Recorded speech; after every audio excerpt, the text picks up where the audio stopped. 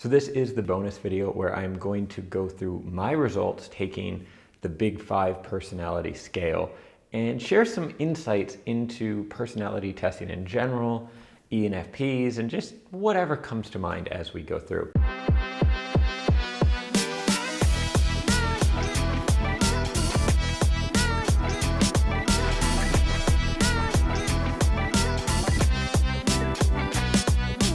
I actually took the test that was created by Jordan Peterson.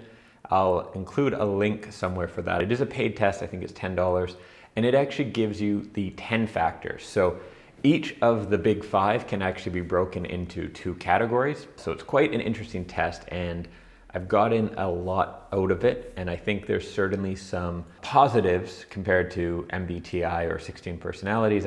Both have value, but I've got a lot from this. So we're gonna start with agreeableness. I'm just going to go through the order in which the results are given here and go through my results. So I scored in the 43rd percentile of agreeableness. Now, one thing I like about the way this test is done, I should be getting paid to promote this, right? Maybe I can call Mr. Peterson and be like, hey, let's work out a deal. It gives you the percentile relative to the general population. When you take most MBTI tests, 16 personality tests online, it's giving you just, here's your 4 letters, and it gives you percentages, but are those percentages based on the general population? Usually not. In fact, as far as I know, they aren't. They're based on just like your score, like relative. So you could have an extroversion of 80%, but actually you're in the 50th percentile of extroverted people or something. So it's not quite as useful, and I found the percentiles actually quite useful for then thinking about the results more. So I am 43rd percentile, and that means that if there was 100 people in a room, I would be more agreeable than 43 of them and less agreeable than 56 of them. And that's probably about accurate. I consider myself an agreeable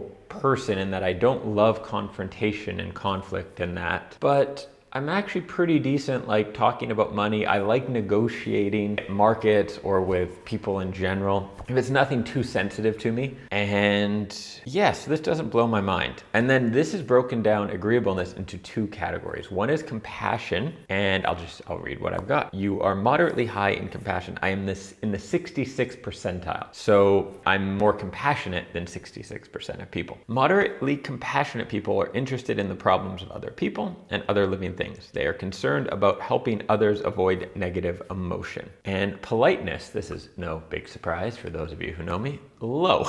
I am the 21st percentile, so I am only more polite than 21% of people. People who are low in politeness are not deferential to authority, nor are they obedient.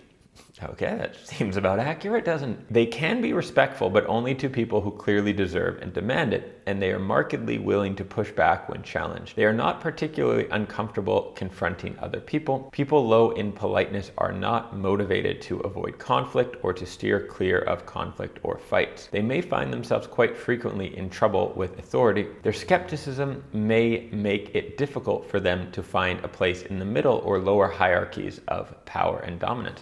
That's why I gotta aim for the top, obviously. They tend to be dominant rather than submissive. You know what's interesting with this, and this is something to keep in mind when you are looking at any kind of personality results for you. When I first saw it on agreeableness, I thought I would be higher on agreeableness because I thought, I do struggle with conflict on some levels and I like to get along with people. I'll give you an example. I have this online personal trainer and he brought up a few things about diet. Generally, the guy is a genius, but he brought up a few things about diet that I know isn't exactly true. It's sort of a bit older information. And I did bring it up to him and said, actually, I don't think that's true, but it was uncomfortable for me. Like, I like to keep the peace in general. So when I saw this, that I'm 43rd on agreeable, I was thinking that doesn't add up. I'm pretty agreeable. But then you sort of think relative to everyone, like compared to a lot of people I know, I am probably less agreeable. And then the people I know who are a lot less agreeable than me are pretty disagreeable. They will argue all the time. That's what they love to do. And it's the same with politeness. Like, I read the part about politeness and I'm like, that's not true. Like when I've had jobs, especially when I was younger, I was never fired. I can be polite. I understand a hierarchy. But then I kind of think more and more about like different parts of life and like, okay, probably compared, like being the 20th percent means out of 5 people, if I take my 5 friends, I'm probably the least polite. And that is probably 100% true. That would make sense. So it's interesting. You sort of have to double, triple think about it. This isn't in this test, but there was a personality test I took many years ago. I don't have, where it was. It was related. Someone I was going to do business with basically asked me to take it. It was like a private test. Some firm he worked with had put together some paid tests. And it gave 2 results. And it was really interesting. It was based on the DISC method or approach, whatever it's called. And it gave 2. It gave how you naturally are and how you basically have modified yourself to be, and how you are when you're kind of being seen by other people or being watched or whatever. And that was really interesting because it basically was saying, like, say with, I think, dominance, is it dominance for DISC? What the D is, I think it's dominance. It's first video of the day here, so forgive me if I'm a bit rusty. It's when I'm being watched, or how I am around sort of people, like when I'm conforming, it put me at like 60%, which is true. Like that makes sense because I try to like not offend people and not be too pushy. But naturally it put me at like 91%, which is also true. Like my natural way is like I want to do what I want to do, and I want to lead the way, and I want to get things done, and I don't like being like, okay, what does everybody think? When I am being less dominant, it's because I am really actively trying to be more polite or get along with people or that sort of thing. I don't know if that's the case in this test, but some of the results they gave me, I don't think accurately measure my current behavior. But if I'm being really honest with myself and think about like who I am at my core, I've been living abroad for 8 years in countries where I don't fluently or at all speak the native language. A lot of that is the Czech Republic, where people aren't super friendly. It's an amazing country. It's like very similar to the Netherlands. People are logical, everything works well, just with cheaper beer and such. But there is a change that happens in your behavior when, like, let's say in terms of extroversion, and we'll get to my results on extroversion. Whenever you talk to people and they can't really talk to you back, or their English isn't that good, so then you're hesitant to make as many jokes because they don't translate as well, you gradually do change your personality. And now I'm certainly not a bubbly person, I would say. I think I'm friendly, I like to tell jokes and have fun with my friends, but I'm not like a bubbly, friendly person like I think I was when I left Vancouver. It's tough to remember, but I'm pretty sure I was. It's interesting, right? And then of course we have the whole like how we view ourselves. Maybe to other people, I am really impolite and I am a bubbly person and whatever, right? So conscientiousness, this is the dimension of dutiful achievement.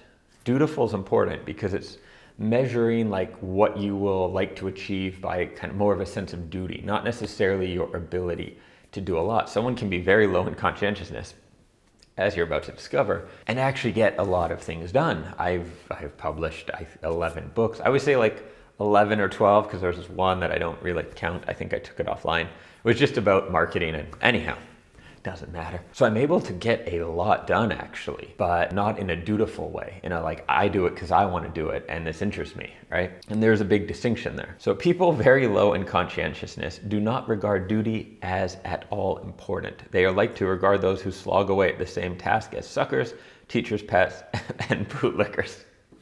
They will only work hard if directly and continually pushed by outside forces. They can be very creative at wasting time. They are very likely to procrastinate, particularly if they are above average in neuroticism. Even if they do commit to doing something, it is likely that they will be late or delayed even when there is no reason for failure to deliver. They formulate and deliver excuses, blah, blah, blah. They are not at all decisive, neat, organized, future-oriented, or reliable, and they find themselves constantly distracted. So I do have to wonder about this result. So I scored the 6th percentile, which is extremely low on conscientiousness, and it doesn't quite seem legit, to be honest with me. I do definitely fall on the scale, but I've been working for myself for a long time, and I do get quite a bit done. I'm here.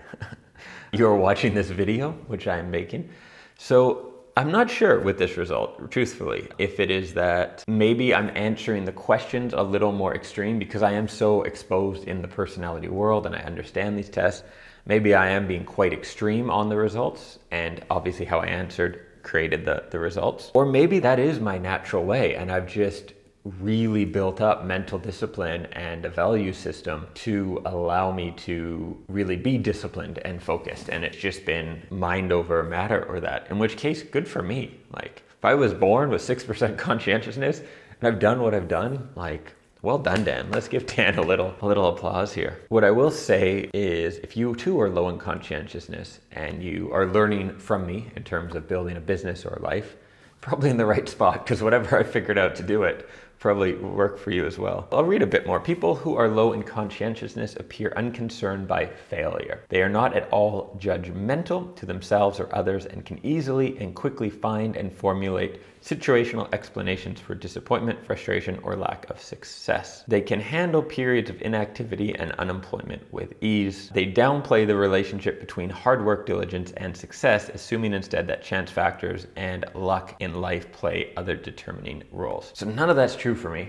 really. So that's interesting. It would be very hard to think of your younger self and try to, maybe I have a test like this some school gave me at some point I can find and see what I would have scored, or ask my parents or other people. I know I've changed my values. So the aspects about like luck and hard work doesn't matter. It's all about luck and that. There was probably a point where I had at least some of that garbage in my brain. So perhaps now how I do view the importance of hard work and focus and having not like a detailed plan, but some kind of plan and direction, that may just be a result of working on myself, and I've just reshaped my values, but my core wiring of like, I'd still prefer to be not having to be all that might be better. So anyhow, the next is industriousness. This is a part of conscientiousness. So I said it breaks down into the two phases here. You are moderately low. So I'm the 27th percentile of industriousness. So that means 72 out of 100 people would be more industriousness than me. People who are low in this are less likely to be successful in school and administrative and managerial positions. Very true. I got through school because I'm just pretty smart and scared of getting in trouble from my parents. So I made sure I got enough done, but definitely underachieved. And the part about earlier agreeableness and authority, that's actually the politeness, that's so true. When I think back to high school, I got probably kicked out of my classes more than anyone else, for the day, not permanently. But if my teacher was stupid, I made sure they knew they were stupid. So actually this is probably pretty accurate. In school, I was always why do I need to do this? I happened to be very good at math when I was young, in grade 11, grade 12. So when you're 16, 17, I could still do most of the math problems just in my head. I didn't need to do steps on paper, and I didn't like to do steps on paper. And my teacher kept accusing me of cheating. And my mom came in and was like, listen, he's been doing math contests when he was a kid. He's not cheating. Lock him in a freaking closet alone and ask him these questions. He can do it in his head. And the teachers, of course, will say, well, you only get 1 out of 5 for the right answer. 4 out of 5 is for showing your work. And then I'm just all right, I hate you, and I'm just going to make up work. And so I'd come up with the answer, and then I just kind of scribble work and make it really messy and try to make it look like I had work.